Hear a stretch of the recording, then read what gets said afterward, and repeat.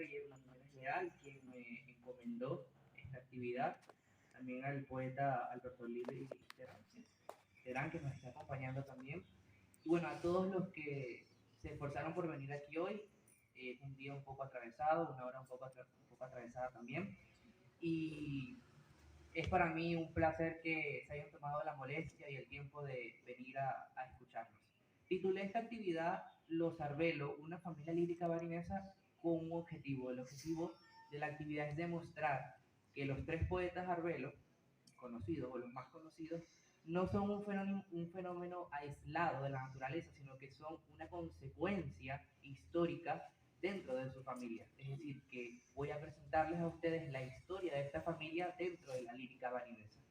Quiero empezar por el elemento fundamental que se toma en cuenta cuando se habla de Alberto Velo. Históricamente fue muy difícil de poblar. Esa misma dificultad para la población, para el vivir, forjó al llanero no para vivir, sino para sobrevivir.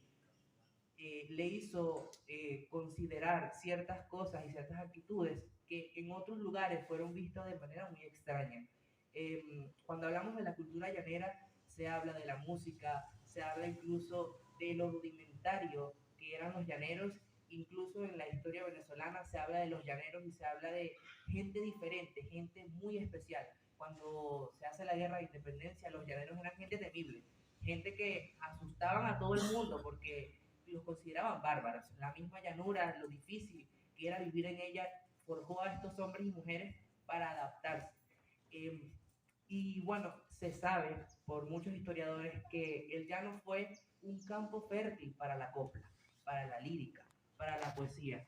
La gente vivía a veces muy aislada y ese mismo aislamiento provocó un nacimiento cultural muy típico de los llanos, que era el refrán en que se dejaba una moraleja a partir de unos pequeños versos y el nacimiento de la copla, del romance, del canto o lo que se llama la canta.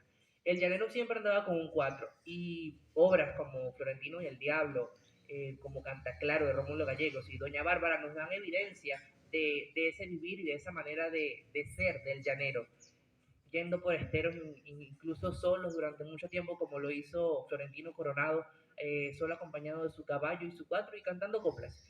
Y ese es el origen de toda esta dimensión artística y lírica de los Arbelos. En la Guerra de Independencia hay evidencias y fragmentos de piezas líricas venezolanas que se pueden considerar como acaso una evidencia de esa lírica llanera. Por ejemplo, en el libro Las Sabanas de Barinas por un oficial inglés, un oficial al mando de la Legión Británica que estuvo en los llanos de Apure, él deja constancia de varios cantos. Estaba el canto de las sabanas, que era un canto de Páez, estaba el canto de la Guardia de Honor, que era la Guardia de Honor de Páez, y él deja uno bastante interesante donde se puede ver las habilidades líricas de los llaneros para inventar y para rimar. Los versos dicen de la siguiente manera: Gloria Bolívar, gloria Libertador, de Ceballos espanto y de Araure vencedor. A tu patria triunfante 3 veces has entrado y 30 derrotado al bárbaro español. El pabellón de España puesto a tus pies lo visteis, cuando en el campo hicisteis fijar el tricolor. Granada y Venezuela juraron bella unión, rompieron las cadenas de la dura opresión. Es una particularidad que la lírica llanera, que lo que se conoce con la copla, fue concebida con el único objetivo de ser cantada. Muchas veces recitada no tiene el impacto y la picardía que el llanero le daba a esta música, porque la lírica nacía para ser cantada. Una herencia, por supuesto, de los trovadores en el mundo medieval y luego del romance en Castilla y todos estos campos que aportaron bastante a lo que fue la cultura llanera. En este contexto encontramos al primer Arbel, conocido, nacido en Barinas. O sea, trata de Rafael María Arbel. Este personaje fue bastante interesante por varias razones. Hay quien dice que todos los caminos del monte llevan al río y pues todo lo que voy a tratar hoy pues se trata también y todo converge en un mismo sitio. El capitán Rafael María Arbelo nació en Barinas y es bastante interesante ya que está emparentado con otro señor bien importante de la historia venezolana. Irónicamente, los Arbelos no eran originarios del llano. Se sabe que la herencia española está en sus venas, pero no fueron originalmente venidos al llano. La familia Arbelo se asenta en los valles de Aragua a mediados del siglo XVIII. Allí se encontraba el matrimonio de Fernando Ildefonso Arbelo y María Eugenia de Guevara. Ellos fueron padres del doctor Carlos Arbelo, quien fue un médico internista y cirujano del Ejército Libertador, muy importante durante la Guerra de Independencia y durante la República. De hecho, fue uno de los firmantes del decreto de abolición de la esclavitud en el año 54. ¿Por qué estoy mencionando al doctor Carlos Arberos? El doctor Carlos Arberos tenía un hermano llamado Fernando, igual que su padre. Vamos a llamarlo Fernando el Joven. Fernando el Joven se viene a Barinas en la década del 90, en 1790, y se casa con una barinesa llamada Josefa Castañeda e Izarraundiaga. Se crea un matrimonio y aquí nacen al menos tres hijos conocidos, entre ellos Rafael María, el segundo Pedro y el tercero Juan Bautista. Rafael María sirve bajo las banderas republicanas desde el año 1810 hasta que se consolida el proceso de independencia y se crea la Gran Colombia y luego con el Estado de Venezuela. Hay un soneto muy interesante que habla de Rafael María, por el momento no voy a decir de quién de los Arbelo es, y dice de la siguiente manera. Al barinés don Rafael María Arbelo y Castañeda y Zarrandiaga, Bolívar dio la dura pres que halaga su ardor de juventud y gallardía. Ya es comandante de caballería, y lanza en ristre su escuadrón amaga a la española gente que divaga por sabanas morenas de sequía. Busca el monte del caño el enemigo, entre las frondas puede hallar abrigo la moza en flor del oficial hispano. Carga el llanero, el triunfo la alborosa, pero más el botín, la buena moza, que a la grupa se lleva en su alazano. Interesante este personaje, Rafael María, porque él tuvo contacto con uno de los poetas más antiguos que se conoce de la Barinas de entonces. Hablo del prócer y del criollo Nicolás Antonio Pulido, que deja en evidencia uno de los poemas y quizás es algo satírico y destaca por qué. Porque utiliza un lenguaje muy coloquial y muy cercano al pueblo llano. Tendemos a pensar que todas las personas que conformaban la élite o siguen conformando la élite hoy en día son personas ajenas al pueblo. Muchos de estos, por supuesto, no estaban ajenos al pueblo, sino que eran bastante cercanos a él por el mismo asunto de la llaneridad, ya que el aislamiento los obligaba a ser cercanos a los esclavos de las haciendas y estar en todo este mundo. El poema se llama La tortilla volteada y lo voy a leer, no lo voy a leer completo porque es bastante largo, y dice de la siguiente manera. La tortilla está volteada, volteada está la tortilla, y es funesta maravilla venir del ser a la nada.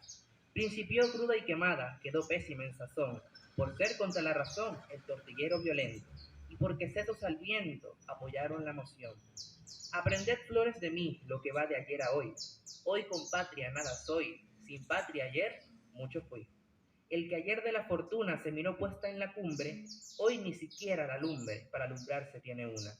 Lo blanco se volvió negro y lo negro se hizo nieve, sin haber uno que niegue ser pérdida sin reintegro.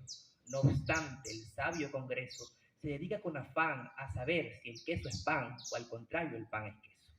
En metamorfosis tal, toda admiración es poca, y jamás podrá la boca dar explicación formal. Y no cabe en ningún detalle descifrar esta ensalada, esta yaca o empanada, este ajiaco o picadillo, esta morcilla o morcillo, esta tortilla volteada.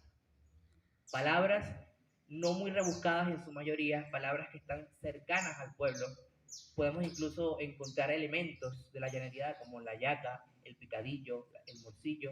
Y es interesante porque un señor que pudo haberlo tenido todo y haber sido de la más alta élite y estar alejado del pueblo, estuvo bastante cercano a él al escribir este poema. En él critica, por supuesto, las actuaciones del Congreso.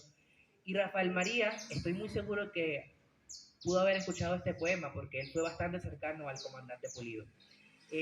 Ellos firmaron juntos un documento apoyando a Bolívar en el ocaso de la Gran Colombia para que no se separaran las tres naciones, por supuesto, que la conformaban.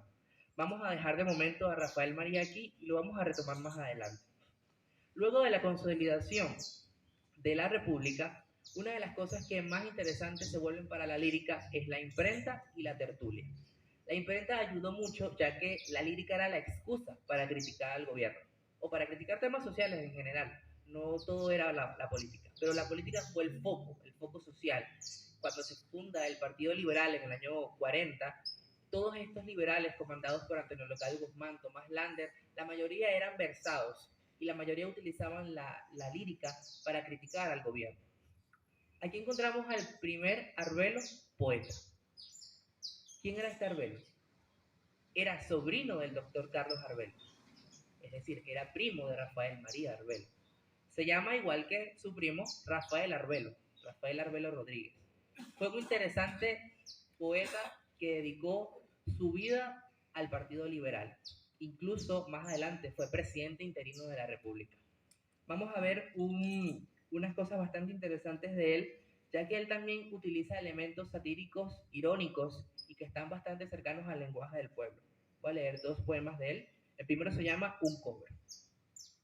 Estoy tan limpio y pelado que ando sucio como el suelo. Si con qué pagar lavado, si con qué cortarme el pelo. Abrazado por el frío, bendigo al ángel maldito. Ya reviento de vacío y el hambre me tiene ahito. La vida sin pesos duros es para mí duro peso. Si, sin qué hacer me hallo en apuros y de puro flojo tieso. Hoy me destapo los sesos, por corto paso de largo, si no descargo los pesos que resultan en tu cargo. La ironía presente en él entre ser abrazado con ese, es decir, de calor por el frío, bendecir al ángel maldito, son cosas que se presentan en la llaneridad cuando se habla en este sentido de las ironías y que se dan por sentado que hablamos sarcásticamente. El presidente Carlos Zulet, que fue uno de los más prudentes presidentes de Venezuela en el siglo XIX, dijo que lo que más temía en la vida era una seguidilla de Rafael Arbelo. Voy a leer uno de esos poemas satíricos y tiene una razón aparente. Hay algo bastante interesante dentro de este poema que se llama Mistiforis y fue escrito durante la candidatura presidencial del ex cura José Félix Blanco, cuando él renunció a los hábitos y se postula para presidente de la República por el Partido Conservador, es decir, de José Antonio Páez. Rafael Arbelo era un liberal y por supuesto cualquiera que se lanzara a la presidencia pues iba a ser criticado por él. Y dice de la siguiente manera: dicen los guzmancistas que yo soy oligarca. ¿Qué importa? Poseídos están de Satanás. Yo soy la rosa mística y la fe de Erizarca, un rayo de guerra y el iris de la paz. Cuán próspera y dichosa no serás, Venezuela, bajo el dulce zurriago de un cura coronel. La misma rancia Europa aprenderá en escuela lo que valen unidos el templo y el cuartel. En fin, tenéis, hermanos, un presidente mixto que lleva dignamente bajo el yugo del bastón el trabuco en la diestra y en la siniestra el Cristo, dando salud al cuerpo y al alma salvación. Obviamente esto es una ironía y se está burlando de José Félix Blanco y su candidatura, por supuesto, porque él había sido cura y en ese momento los religiosos no podían postularse a cargos de magistrados. Algo interesante en este poema, y más allá de la burla al cura Blanco, que también había sido prócer de la independencia, es la explicación y la excusa que da Rafael Arbelo para publicar este poema, que según él era un discurso del cura Blanco. Dice así la excusa. La siguiente alocución pastoral fue encontrada por un arriero en el camino de Pedraza a Barinas, y la publicamos en prueba del aprecio que nos mueve la precisión del cura Blanco, quien desde ahora está preparado para hablar a los pueblos desde la silla presidencial. Fíjense, de tantos lugares que había conocido Rafael Arbelo, había nacido en Valencia, estudió en Bogotá, mientras su padre fue senador de la República, y había terminado en Caracas, eligió un camino casi desconocido para los capitalinos en ese entonces, de Pedraza a Barinas. Hay una conexión entre las ramas que se van hacia Caracas y los valles de Aragua y las ramas que se vienen a Barinas. El doctor Carlos Arbelo funge como padrino, en manera vicaria, de los sobrinos de su hermano Fernando, es decir, de Rafael María, de Pedro y de Juan Bautista. Había una conexión entre estas familias, había una herencia lírica. Ellos lo conocían, ellos mantenían un contacto. Barinas no estuvo incluso ajena a todo este proceso, vamos a decirlo de alguna manera, periodístico en que se criticaba al gobierno conservador o como tal se le apoyaba. Napoleón Sebastián Arteaga se sabe que fundó aquí en Barinas un periódico que fue una lumbrera en las ideas liberales y donde incluso se llegaron a hacer bastantes críticas al gobernador de entonces, que era Agustín Codazzi. Entonces no es extraño que entonces estas seguidillas, estos sonetos, estos versos de Rafael Arbelo Rodríguez, que fue el primer poeta conocido de los Arbelos, hayan llegado a Barinas con sus familiares y por supuesto hayan sido conocidos aquí. Em, para terminar la primera parte, que es la parte de la República y Rafael Arbelo, vamos a hablar, quiero hacer una lectura de 8 cantas llaneras, agradecido con el poeta Reyes por permitirme un libro tan excepcional, una verdadera reliquia de la lírica venezolana. No fue escrito, porque él no es el autor de los poemas, fue recopilado por el doctor Carlos González Borges, un médico, ingeniero insigne de la historia de este país y que pocos conocen realmente. Y él empieza, el prólogo lo escribe él mismo, y él dice lo siguiente: con el movido deseo de salvar del olvido páginas que yo creo interesantes de la poesía venezolana, que no están escritas y que viven en la memoria de nuestro pueblo llanero. Carlos González Bona nació en Pedraza tras la muerte de Nicolás Antonio Pulido y tras la muerte de Rafael María Arbelo. Y él escribe el libro, no tengo aquí, tengo el bolso, disculpe, y dice 300 cantas llaneras, 300 cantas que él recordaba de su niñez, que le cantaban sus abuelos y que en los veranos de Hacienda y en toda esta formación que él tuvo, la Vega, él llegó a escuchar. Él se fue bastante joven, antes del estallido de la Guerra Federal de Barinas, y básicamente nunca volvió. Y él, en el ocaso de su vida, ya casi con 80 años, publica las 300 cantas llaneras como un honor a ese verso y a esa lírica, no solo venezolana, sino específicamente llanera.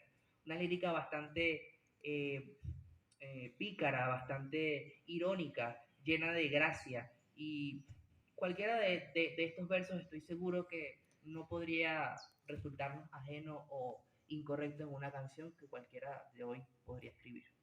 Voy a leer 8 solamente de las 300. El que me dijera negro me pone tanta corona, porque de negro se viste el Padre Santo de Roma. Esta noche duermo a oscuras porque no tengo una vela. Mi marido está de guardia en las lanchas cañoneras.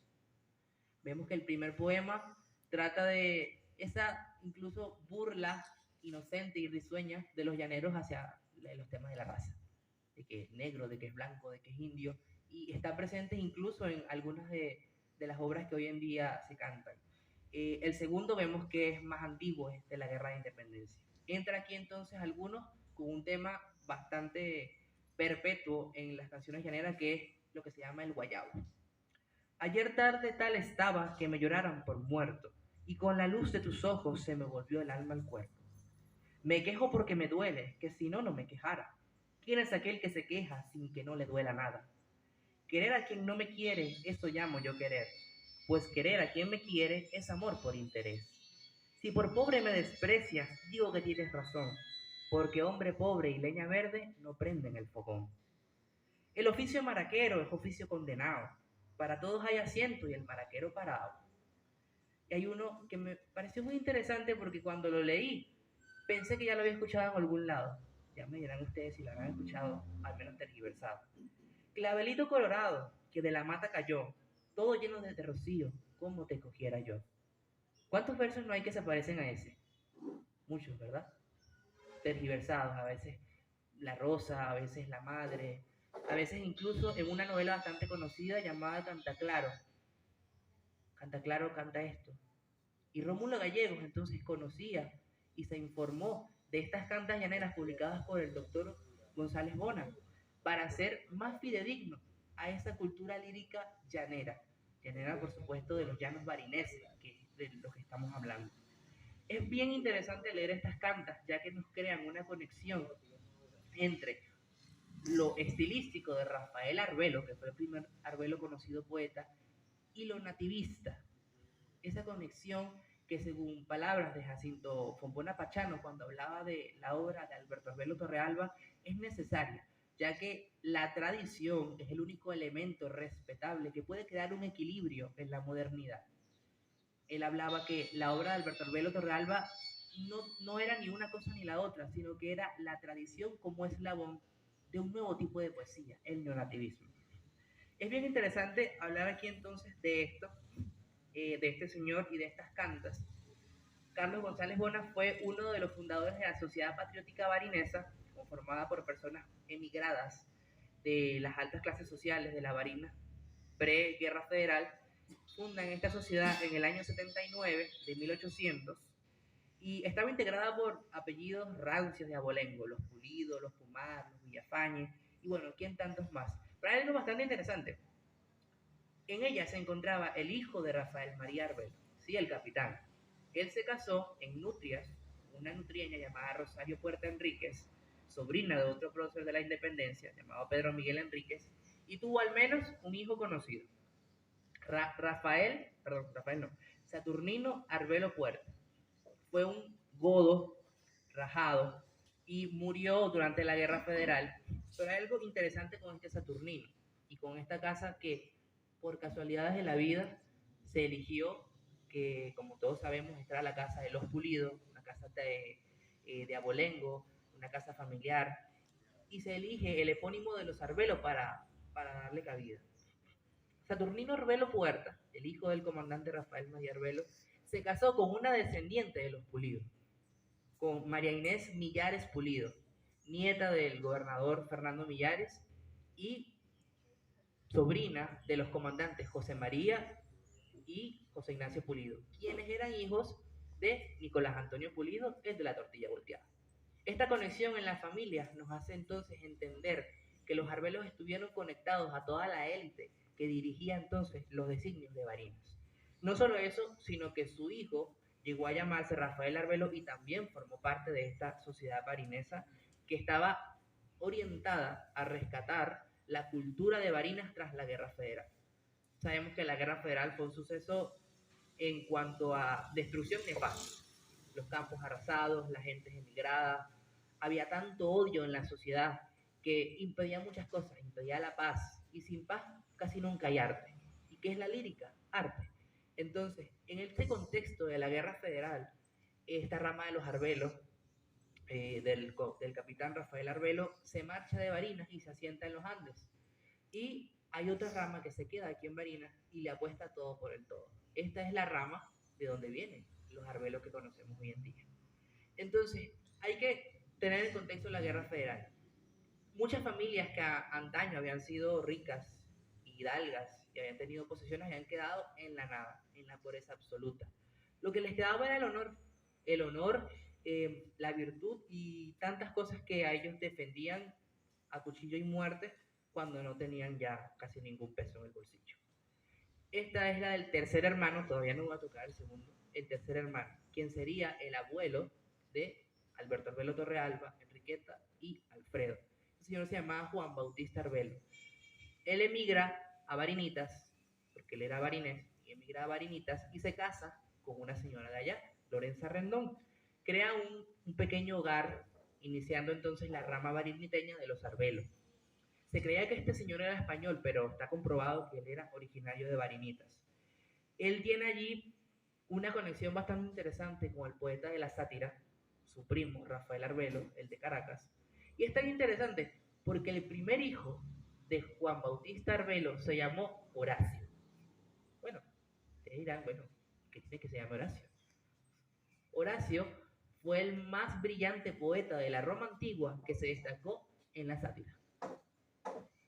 Hay una coincidencia entonces, si tanto se tenía la conexión familiar con la sátira, que el primer hijo se llamaba justamente Horacio.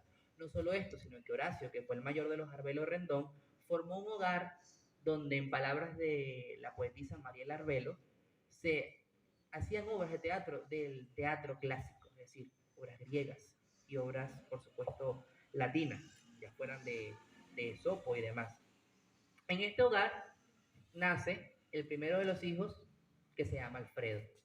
Alfredo le llevaba 10 años al último de los hijos, que se llamó Pompeyo. Fíjense ustedes, Horacio y Pompeyo. ¿Qué razón tendrían ellos para llamar así a un hijo cuando no tienen ninguna conexión con los clásicos griegos? Pompeyo fue un gran cónsul de la Roma y fue enemigo de Julio César y se sabe que fue una persona bastante, se le llamó incluso Pompeyo el Grande. Entonces, esta conexión que tenían ellos con las obras antiguas, con Homero, con Virgilio, con Dante, dio lugar entonces a que se llamaran los hijos como personajes de la antigüedad. Alfredo se casa con una señora que se dice que era de la familia del Marqués del Pumar, Mercedes Larriba, y crean un pequeño hogar donde nace el primogénito que se llama como el padre, Alfredo. Alfredo nace en el 83 y Enriqueta nace en el 86. A ese hogar, poco cuando ellos estaban niños, empieza a llegar una revista que la voy a mencionar ya que tiene relación con Alfredo específicamente. El Cojo Ilustrado. Quien haya leído alguna vez El Cojo Ilustrado puede ver resumidos allí la cultura de Venezuela durante el siglo XIX y principio del siglo XX. Es una lástima que la colección que tenía la biblioteca Luis Fadul Hernández se haya perdido, que eran 44 tomos de todos los números del Cojo Ilustrado, casi 500 números. Una revista bimensual, o, o bueno, lo que se llamaría quincenal, que salía y no estaba enfocada en la política. Sí, es cierto que salían fotos de los gobernantes, pero el enfoque principal del Cojo Ilustrado era la poesía, la música, el teatro, la prosa y muchos otros elementos que caracterizaron a la Venezuela de entonces. Esa revista llegó a Barinitas, al hogar de los Arbelo Rendón, y fue una inspiración porque ellos estaban como imposibilitados de conocer a veces muchas cosas, ya que el tránsito de las cosas, a menos que fueran familiares muy cercanos, como el caso del otro poeta, Rafael Arbelo Rodríguez, eh, y la revista fue impresionante porque ahí podían conocer cuáles eran las vanguardias, cuáles eran los poetas que estaban en ese entonces en boga en el país, no solo en el país, pero también se publicaban muchas cosas del extranjero. Esa influencia y esa lírica que aparecía en las páginas del Cojo deja una profunda huella en el hogar de los Arbelo Rendón y específicamente en Alfredo. Eh, la vida de él fue casi quijotesca. Nació en un pueblito pequeño, quiso estudiar y se enfermó, luego partió a Caracas, las posibilidades por un evento desafortunado cae preso al matar en un encuentro a otra persona. Está preso en un momento crítico del país, diría yo, en que, bueno, era más fácil entrar a la cárcel que salir de ella. El gobierno de Cipriano Castro y Juan Vicente Gómez. Y él estuvo allí un buen tiempo preso y casualidades de la vida es allí donde entra en contacto con el poeta Francisco Lazo Martí, quien lo conecta con todas estas corrientes literarias que se estaban dando en el país, lo que libraba por supuesto Lazo Martí, otros escritores como Rómulo Gallegos, inspirados en los versos de Andrés Bello cuando eh, llamaba a los poetas específicamente a hablarle a su campo, a hablarle a su casa. El contacto con Lazo Martí le hizo a Alfredo publicar su primer poemario que salió en el año 6 de 1900 y poco a poco iría tanteando en los círculos, incluso estando preso se le conocía bastante, y iría tanteando en los círculos culturales de Venezuela y de la lírica. Y él, de la cárcel, enviaba los manuscritos y se le publicaban en revistas entonces nacionales, por supuesto que salían en Caracas, pero llegaban a muchas partes del país. A él le voy a leerles 5 poemas bastante interesantes y vamos a ver entonces qué era la diferencia o cuál era la diferencia que tenía Alfredo dentro de esta corriente con otros poetas. El primero se llama Imagen. Frente a la cárcel donde vivo, como un pájaro en su gallola, llega y la faz se le arrebola al preguntar por un cautivo. Viene los sábados, altivo el porte de gracia española, en el pelo una cinta sola, en los ojos un llanto esquivo. Hallarán líricos antojos, mejor imagen de un anhelo, partido de pasión y duelo, que esta mujer, faz de sonrojos, con un lazo azul en el pelo, sombrío y el llanto en los ojos. Renglones de 9 sílabas. Esto fue un prólogo que él le hizo a otro poeta de apellido Carreño Rodríguez y es bastante interesante ya que se ve la influencia nativista que Alfredo tenía de su familia y por supuesto sus contactos con Lazo Martí. Verdes abriles de poeta, enamorado corazón, y el alma cristalina inquieta, de novia y musa, de ilusión. Con eso y con gentil decoro se aventura este autor novel, joyero inicial de su oro, y ya nos regala un joyero. Venezolano, guariqueño, que mucho se dice un cantar, no le arrulló la pampa el sueño con la música del palmar, no escuchó la copla sencilla del matinal ordeñador, y el mugido de la nubilla cuando el toro brama su amor, y de las sabaneras matas entre las frondas por abril, No le dieron las paraulatas un sol de flauta pastoril. Qué mucho que al soñar se acuerde de cuando, jinete gandul, cruzó por la sabana verde, rojo de ocaso el cielo azul, o miró pasar el rebaño bajo la guarda del pastor, o a la ribera de algún caño, sediento venado avisor, o a la rauda fuga del potro, cuyo relincho es un clarín, libre congénere del otro, ya degenerado en rocío. Verdes abriles de poeta, enamorado corazón, y el alma cristalina inquieta de novia y musa, de ilusión. Con eso bástale a su obra de autor novel. ¿Para qué más? Juzgo que lo demás le sobra, y no hablemos de lo demás. Lo demás es literatura, como dijo aquel buen doctor, en poesía y en locura, en amargura y en amor. Aquel doctor dulce y perverso, turbio y terso, pobre Elediano, que puso semana en su verso la flauta que tañía pan. Y desde luego este prefacio sobra también sin discusión. Pero ¿quién se muestra reacio a recibir un grato don? Amable don el que recibo por un capricho del doncel, que a mi pobreza de cautivo brinda el oro de su joyel. No en vano es un estudiante de aquellos cuya juventud para mi duelo es la fragante guirnalda sobre el ataúd. Él quiere con su buen cariño que en su libro fresco y jovial, como cinta de luto a un niño, ponga yo la hoja inicial. Y aquí tenéis estos renglones de 9 sílabas. Después, deleitaos en las canciones, rosas rezarse del ciprés. Oíd la charla de esta musa llanera, que luce gentil en la cabellera profusa una campestre flor de abril, en los claros ojos oscuros su destello del patrio sol, en los labios que están maduros para el beso, perez de arrebol, en el seno virgen, lozano, breve plenitud, en la tez, como buena hija del llano, una sabrosa morenez, en la sencillez galanía, donaire honesto en el andar, y en el alma la poesía de sentir amor y soñar. Salud al juvenil decoro del recién llegado. Salud a quien por lírico tesoro posee la vernal virtud. Verdes abriles de poeta, enamorado corazón, y el alma cristalina inquieta de novia y musa de ilusión. Ilusión, sonriente amiga, que le dure fiel, ojalá. ¿Será malo que se lo diga? Pienso que no le durará. Y adivinen dónde salió publicado este poema, en el Cojo Ilustrado, justamente la misma revista que había tenido él como influencia en su juventud. El retorno de abril.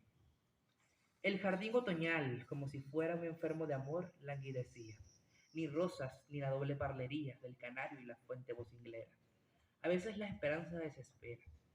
Mi alma, con inútil agonía, en la sombra del huerto repetía. no vendrá la primavera? Bendita y noble primavera. Vino y la tristeza del jardín precario se sonrojó de rosas dulcemente. Y escuché tu jovial nombre latino en el trino de oro del canario y en la risa de plata de la fuente. Como la estrella lejana. La noche viste de duelo, cual mi amor callado y triste. Solo una estrella persiste en la oscuridad del cielo. Y en mí persiste el anhelo de ver, siquiera un instante, esa dulzura radiante de tus ojos que el destino puso en el torvo camino de mi escepticismo errante. Y voy por la calle umbría con la mirada en la estrella, pero de súbito sella su clara nube impía, y la ilusión que tenía mi anhelo resulta vana. Hermética, la ventana me dice calladamente que estás de mí tan ausente como la estrella lejana. Para terminar con Alfredo y hablar un poco más de su vida, voy a leer un poema que lo caracteriza a él dentro de la corriente del modernismo y dentro de la vanguardia venezolana, ya que se sale un poco de la métrica, de la rima, y habla un poquito de esas ideas políticas, esas ideas sociales que él tenía, poniendo un poco, lo pone un poco disfrazado, pero hay unas cosas allí que escucharán y les sonarán. La incógnita. Con su nombre de reina, con su gracia de musa, con su florida mocedad, éntrase por mi ánimo esta viajera rusa, que hoy es huésped de la ciudad. Una viajera rusa con un nombre de reina, y más nadie logra saber, mujer y no garzona, cuán femenina peina su cabellera de mujer. ¿Quién es? Es un enigma. Quizás una duquesa que, por hastío señorial, tornóse bolchevique y en peligrosa empresa viaja, espía internacional. Un enigma inquietante, como sus glaucos ojos, donde la esmeralda es zafir. Miradla, es la viajera del enigma inquietante, de la florida juventud. Su elegancia serena, mas la arruga del guante es indicio de una inquietud. ¿Qué vislumbran los ojos llenos de lejanía, más allá del bien y el mal? Los ojos enigmáticos de duquesa y espía, los ojos de fulgor fatal. Oh tú, duquesa espía del sonreír discreto, y de los glaucos ojos esmeralda y zafir, en el fondo del ánimo guardo oculto un secreto, no lo vayas a descubrir. Sabido que Alfredo Arbelo estuvo bastante conectado a estas corrientes políticas que surgieron en contra del gobierno de Juan Vicente Gómez, y es por eso que luego de salir de libertad de esta ocasión que les digo que él sin querer mata a otra persona, vuelve a caer preso por razones políticas esta vez. Cuando sale, se exilia y viaja un poco por el mundo y vuelve en el año 22 a Venezuela y vuelve a Barinitas.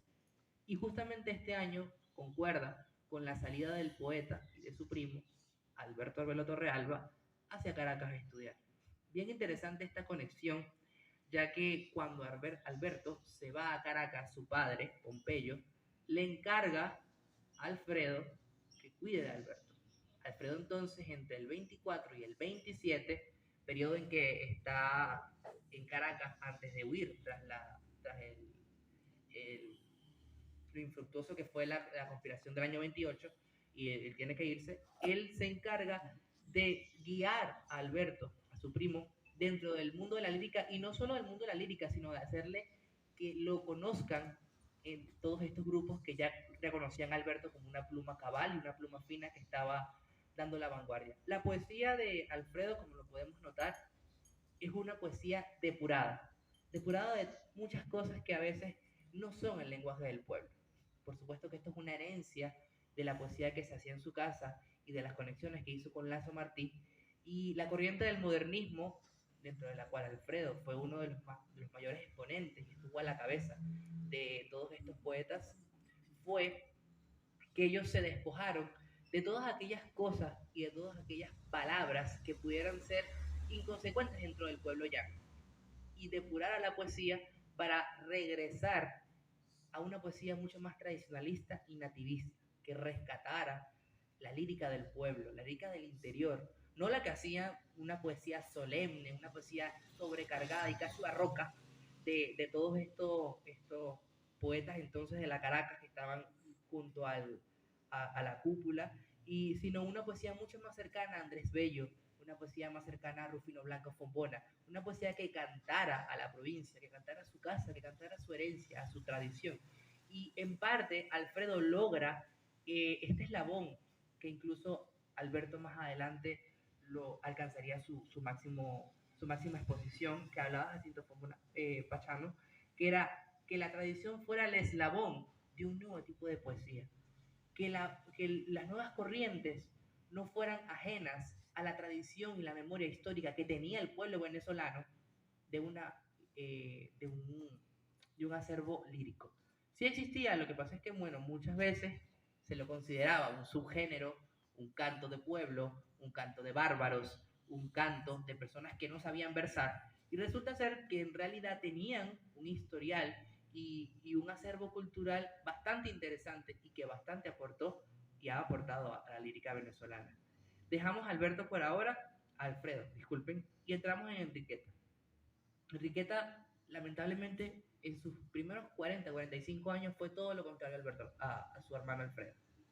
Enriqueta nació con dos cosas difíciles en aquella época. Era mujer y, según sus propias palabras, era fea.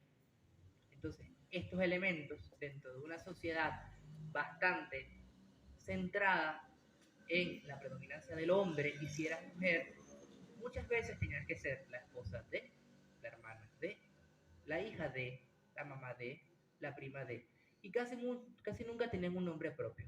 Casualmente, y por fortuna para Enriqueta, ella logra desligarse de estas cosas que la ataban a estar enclaustrada en esa ventana que, bueno, hoy se está cayendo a pedazos esa casa, pero que estaba enclaustrada en esa casa.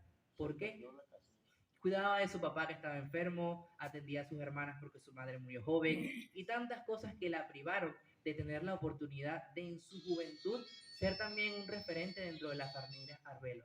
Ella llega a Caracas finalizando la década del 30, Gómez ya había muerto, estaba de presidente Eleazar López Contreras, y se hace amiga, de estos círculos sociales que hizo su hermano Alfredo y estaba haciendo su primo Alberto.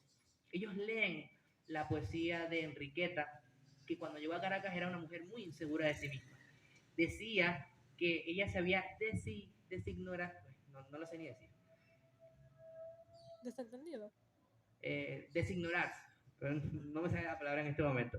Se había designoralizado gracias a su hermano Alfredo y que su poesía era apenas un recóndito lugar donde ella podía encontrar la voz. Ellos la convencen de que no era así y de que era digna de ser publicada. Si empieza a publicar su obra ya tras que ya pasa los 45 años, imagínense eso por un poeta, que su obra apenas sea reconocida y leída y dada el valor que se merece a sus 45 años. Ella empieza a publicar y recibe premios en Caracas, recibe galardones y recibe un lugar dentro de la lírica femenina venezolana, que durante muchos años, y válgalo decir, fue considerado un subgénero de la poesía. Estaba la poesía, dominada por hombres, y estaba la poesía femenina, que era considerada un subgénero, como si las mujeres no tuvieran una vena poética, como si las mujeres no tuvieran el derecho de expresarse por medio del verso. Fue sino hasta que ella salió al mundo y pudo dar a conocer esa poesía, que lamentablemente fue poca en comparación con otros poetas, pero sus poemarios dejan bastante que decir para y ser un referente dentro de la vanguardia y también dentro del nativismo para no solo los poetas, sino también para ser una inspiración a las mujeres que se dedican a la poesía. También voy a leer 5 poemas de ella, y el primero se llama El cristal nervioso. Es clara e inquieta, es clara e inquieta y ahueco hoy las manos para brindarla. ¿Cuánto contienen mis manos de esta dulce agua?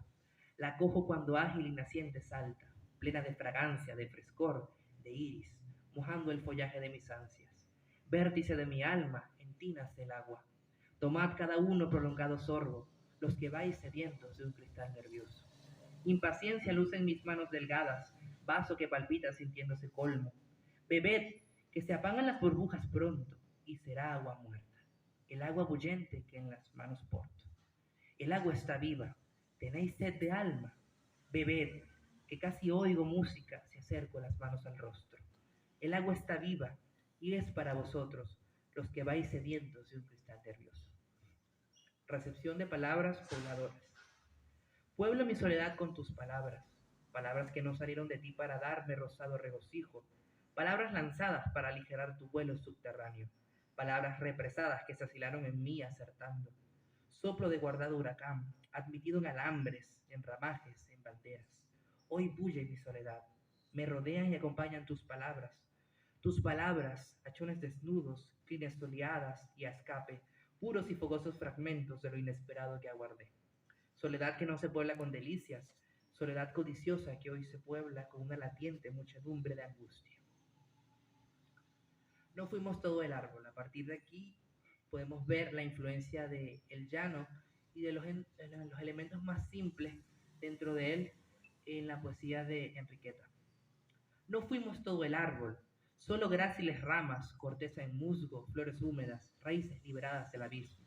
No fuimos siempre el árbol, no soportamos lluvia helada y terca, ni velamos en noche de fantasmas.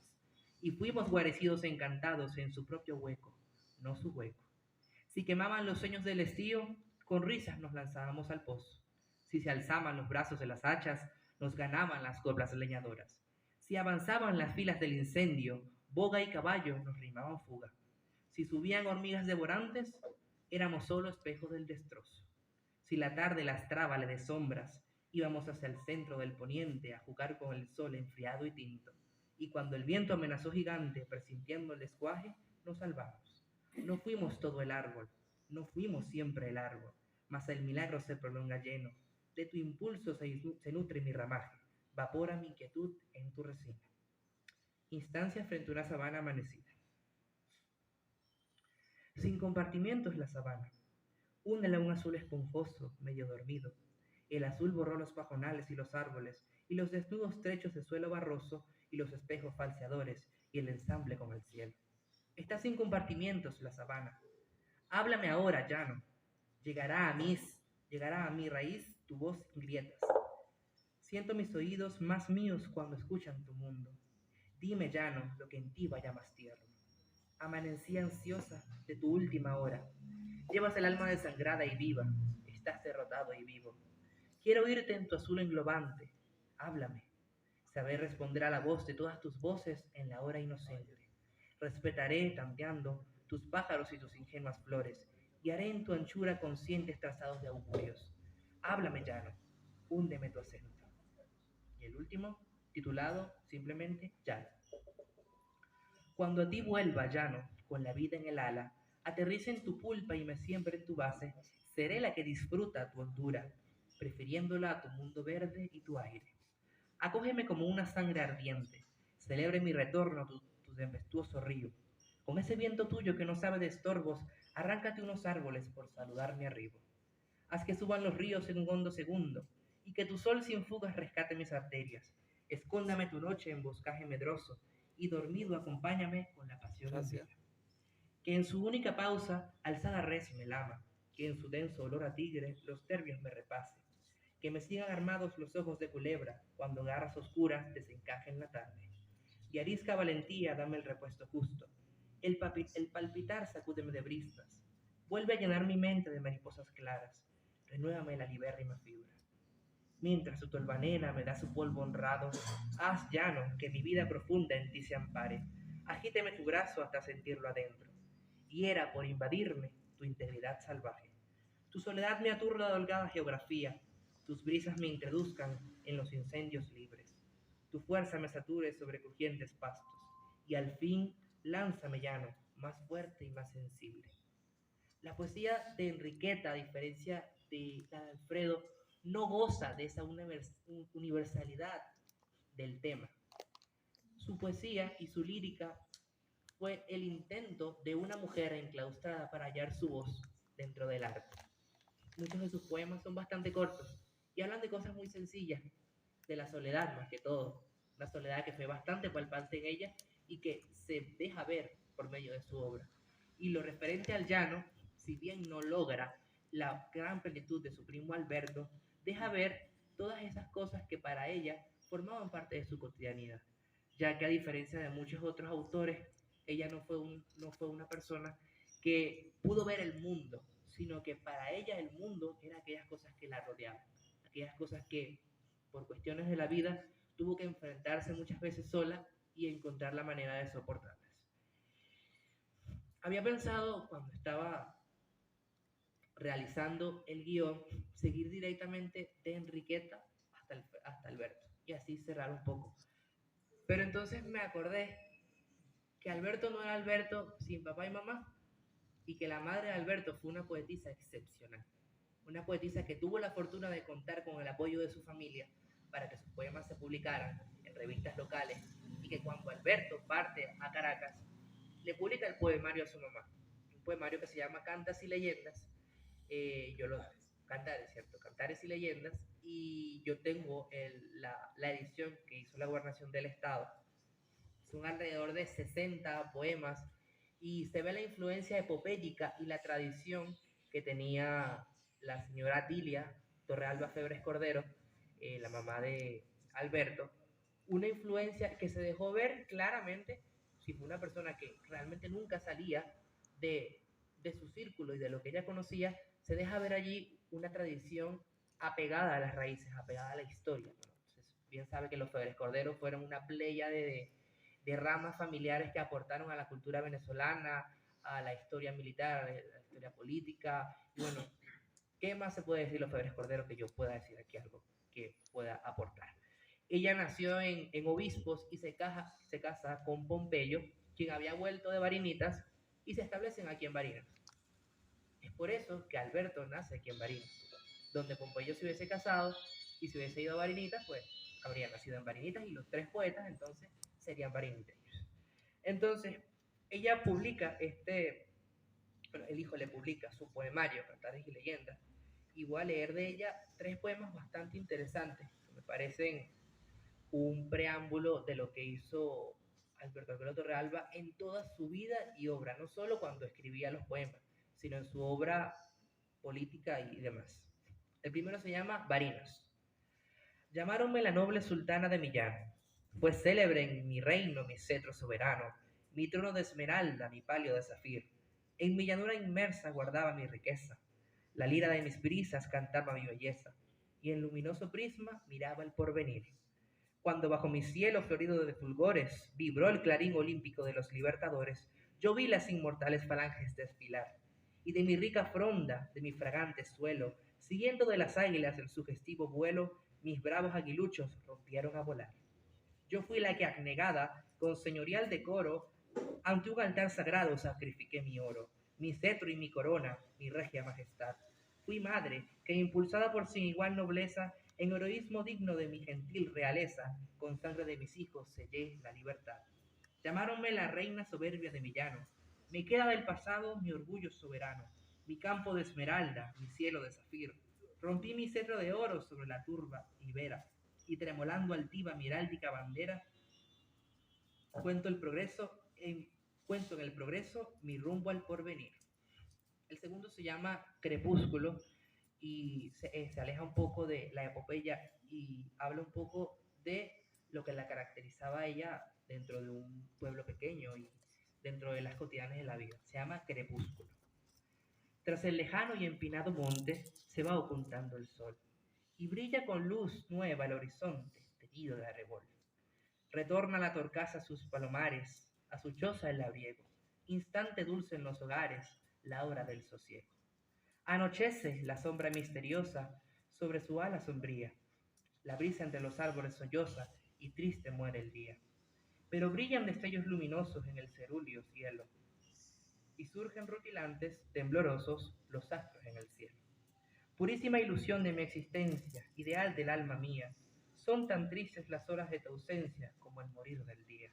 Y no tiene ni noche tenebrosa, constelaciones bellas, luna que la ilumine cariñosa, ni pálidas estrellas.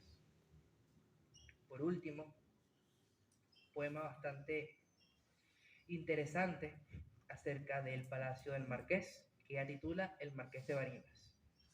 Oh palacio que conservas, majestuoso y derruido, el vestigio esplendoroso de opulento tiempo ido. Oh palacio que revelas un pasado de esplendor, cuántas veces he pensado, contemplando tus ruinas, que son timbre de tus glorias olvidadas, oh Barinas, esos muros derrumbados por incendio destructor. Sacra tumba de los nobles que en heroico sacrificio, indomables, prefirieron la derrota al armisticio. Roto alcázar calcinado por un fúlgido crisol, aquí fue donde bizarros y brillantes caballeros perecieron, descargando bravamente sus aceros sobre la ala formidable del ejército español. Oh Barinas, cómo exalta la titánica firmeza de tus hijos, pres de nobles, flor y pres de tu nobleza. Yo me inclino al evocarlos como al paso de una cruz, y creo ver bajo el derrumbe de los rotos capiteles los sublimes inmortales, no cubiertos de laureles, sino ornados por las llamas como arcángeles de luz. Cuando voy meditabunda a soñar entre las ruinas, van mis íntimas miradas, cual silentes golondrinas, a posarse en los despojos del romántico pavés. Y si el cielo sobre los frisos, perdón, y si el sol sobre los frisos borda un rojo camafeo, imagino que es la flama luminosa de un trofeo en los muros verde y negros del palacio del Marqués. La lírica de Atilia es sorprendente. Cuando yo leí el libro, había tenido la oportunidad solo de leer este último poema que les leí en este libro sobre el Marqués del Pumat, y leí toda la lírica de Atilia y me pareció impresionante. Pero más impresionante me pareció que casi no se conozca su obra en las redes sociales. Con tantas poetisas buenas que se conocen, ¿por qué la de Atilia no se conoce? Y es impresionante, tiene poemas sobre la batalla de Carabobo, tiene poemas a Bolívar, tiene poemas a su familia, y poemas que fueron parte de la infancia de Alberto Beloto Realbe, que los conocía porque él fue quien hizo que se publicaran en Caracas. Una influencia importantísima. El padre de Alberto Arbelo, don Pompeyo, también versificaba, incluso en la biografía que hace Mariel Arbelo, deja constancia de algunos versos cómicos que se hacían dentro de la familia para describir situaciones cotidianas dentro de una familia, ya fuera una discusión, ya fuera una fiesta, ya fuera un evento social. Entonces vemos que esa vena lírica se heredaba, y no quiero caer en un tema de que, bueno, de que padres a hijos, ya que hay una evidencia que sí la hay, sino que lo que el niño aprende en la casa, lo hace de adulto.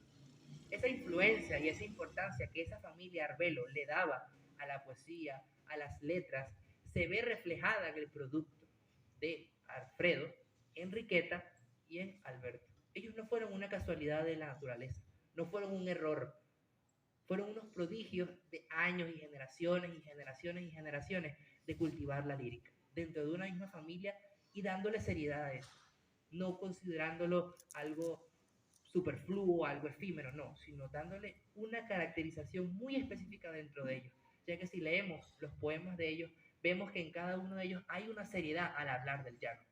No es una cosa que ellos hablaban porque, bueno, sí, qué risa. No, es una cosa que ellos evocaban como su espíritu.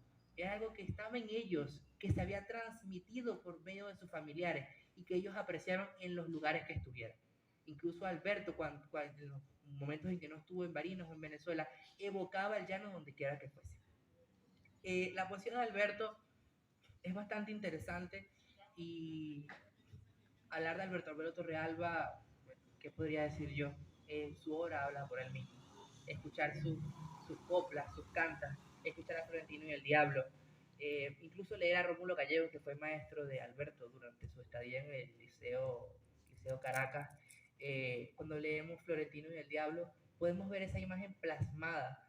Y cuando leemos, no, perdón, Doña Bárbara, y cuando leemos Canta Claro, podemos ver la imagen de ese trovador llanero que conocemos como coplero, que va por la sabana y que es parte de la obra fundamental de Alberto Pelo Torrealba. Y una de las evidencias de la conexión, como les dije, como todos los caminos del monte llevan al río, es que Rómulo Gallegos y Alberto Pelo Torrealba introdujeron dentro de sus publicaciones las cantas que publicara el doctor Carlos González Bona. Esas cantas llaneras que eran herencia de la varinidad. Cuando se lee Canta Claro, varias que Canta Claro canta son de él. Incluso en la obra Cantas de Alberto, que se publica en el año 33, hay algunas de esas cantas y se especifica porque se pone separado de las cantas que él mismo escribe. De él solo voy a leer dos poemas. El primero, que se llama Paisaje, escrito en los albores cuando él parte de Barinitas y se va hacia Caracas. Dice de la siguiente manera: rasga su velo al fin la madrugada, estremece la fronda el viento frío, y el ave dice su oración trinada entre el ramaje del bambú sombrío. En el estero del remanso umbrío refleja el sol su luz anaranjada, y como mugidor bravío el rebaño se esparce en la hondonada. Gritan las guacharacas escondidas en los verdes mogotes del rastrojo, que coronan parásitas floridas. El mango viste de amarillo y rojo, y tras seto de guasdas carcomidas, tremola su espiga el malojo. Una de las primeras obras líricas del poeta, y podemos ver allí la influencia de la obra de su madre. La influencia en la manera de decir las cosas y de evocarlas, en la manera de pintar el paisaje dentro de un verso. El segundo que voy a leer, para conectarlo con don Rómulo Gallegos, es Juan Parado, publicado también en el año 33. Como quienes hayan leído la obra de Rómulo Gallegos Canta Claro, Juan Parado es un personaje bastante peculiar y que incluso Rómulo Gallegos se inspira en personajes que existieron en el Alto Candelaria, cuando él visita el Alto Candelaria en los años 20, y que y él se inspira así como a lo de Marisela, así como a lo del doctor Santos Luzardo, a lo de Pajarote, pues se inspira en Juan Parado, en una persona que realmente existió. Y dice así el poema: yo canto lo que soñé con el sol de los venados, cuando en verano crucé por los caminos soleados, donde mis dichas dejé como palmera en quemado, donde el retinto enterré y se murió el ganado, donde mi copla canté, donde lloró el Cristo fue, los sueños de Juan Parado, desde el caballo herrado con el casquillo al revés. Yo canto lo que soñé con el sol de los venados. Yo soy el que me he enredado el horizonte en el pie, sin amor y sin ganado, a golpe de anochecer. Yo vi el espanto abismado cuando el medenal crucé, y al pasarle por un lado, para la remonta miré. Y como solo me hallé, me acordé de Juan Parado, el del caballo cerrado con el casquillo al revés. Yo canté lo que soñé con el sol de los venados. Tú la del sueño floreado, compañera de agua y sed, que tu agua y tu sed me has dado, y por eso es que ya ni sé, con el adiós perfumado, en tu suspiro de ayer, si me vine de tu lado o si a tu lado quedé, o si habré esta vez llorado por lo que nunca lloré, como lloró el Cristo fue los sueños de Juan Parado, el del caballo jerrao con el castillo al revés. Yo canto lo que soñé con el sol de los venados. Médano mudo y soleado, me voy, pero volveré, porque tu sed me ha enseñado a cantar y a florecer. Y por donde hoy te he cruzado, tan solo, te cruzaré con mi copla y mi ganado, mi caballo y mi mujer. Entonces habrá lloviznado, médano, sobre tu sed, y en la copa del mijao, al sol del amanecer, desgranará el Cristo fue los sueños de Juan Parao, el del caballo jarrao con el casquillo al revés, para que lo busque un por un lado cuando por el otro se fue. Increíble la manera en que la poesía habla por sí misma, un lenguaje que hablaba el pueblo, digo hablaba porque el pueblo casi ya no habla así. Y es ahí donde entra la importancia de esta obra lírica como memoria histórica de lo que fue la llaneridad durante muchos años. Que hoy en día la llanería se ha tergiversado. Cosas de la vida. Las sociedades son constantemente cambiantes. Y hoy en día muchas de estas expresiones incluso han perdido un significado ante los oídos de las personas. ¿Y qué querrá decir eso? ¿Qué querrá decir con eso? Cuando antes era el reflejo del pueblo llano. Y es ahí donde esta parte paleológica podría entrar. Quiero terminar mi intervención para darle paso a los poetas, para que nos agraden con sus declamaciones, en que la obra de estos tres seres, digo seres porque cada uno tiene una conexión entre el otro, es el producto de un valor que se transmitió de generación a generación. La misma prueba es la señora Mariela Arbelo, que escribe poesía y que escribe libros y que hoy en día es el reflejo de ese producto y ya tiene la herencia. Imagínense ustedes cuántos años, 200 años de herencia lírica dentro de esa familia. Acotar que Alberto Albero Torrealba fue un personaje, si quitamos lo lírico, incluso fue un personaje impresionante, intachable, virtuoso, un venezolano que donde quiera que se paraba daba la talla. Nunca dio nada de qué hablar por Venezuela en el mal sentido. Siempre nos dejó en alto y los poemas que él escribió haciendo una conexión con la obra de Rómulo Gallegos es la esencia del llano. Y el que quiera que no es de Venezuela completa, bueno, lo respeto. Pero yo sí creo que hay una venezolidad allí, una venezolidad que se rescata por medio de, de leer y de recitar estos poemas. A muchos no les puede gustar la poesía, a muchos no les puede gustar la prosa, incluso habrá alguno que no le guste leer a Alberto Rivero Torrealba, Alfredo o Enriqueta. Sin embargo, es indiscutible e innegable el impacto que tuvo esta familia en esta nación, en esta ciudad, en Barinitas y en cualquier lugar donde ellos se paraban, ellos iban a dar la talla. Incluso el comandante Rafael María Arbelo, sus hijos, fueron también pioneros en la industria del petróleo, fueron personas abnegadas al servicio público y donde quiera que esté ahorita la señora María Arbelo, estoy seguro que ella debe sentirse bastante orgullosa de pertenecer a esta familia. Así como deberíamos sentirnos todos de pertenecer a una familia que nos inculca buenos valores y que nos enseña el valor de las cosas y de la tradición, ya que tenemos muy poca memoria histórica. Quiero terminar con esta frase del mismo doctor Carlos. ¿Qué la hice? Aquí está. Es el momento de decirlo. Los hogares llaneros eran templos de la patria, donde se les ofrendaban sacrificios al honor, a la independencia y a la libertad en el altar del trabajo. Quieren pruebas. Allá están los escombros de sus ciudades, allá la ruina de sus riquezas. Allí todos sus habitantes, quienes han sabido soportar 80 años de esa ruina sin implorar una limosna, sin doblar la rodilla.